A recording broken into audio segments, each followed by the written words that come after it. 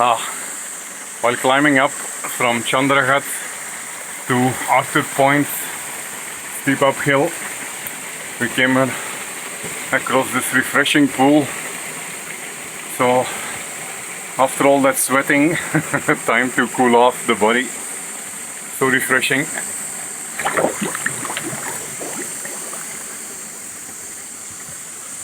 Wow, awesome. We'll be climbing up there to the Mahabaleshwar plateau. Hopefully we can reach Mahabaleshwar by today evening. It will be nice to stay on top. Nice cool breeze, and then heading towards Chandragad and Rediswar to finish the Mahabaleshwar region, the fourth traverse in my itinerary. See you guys.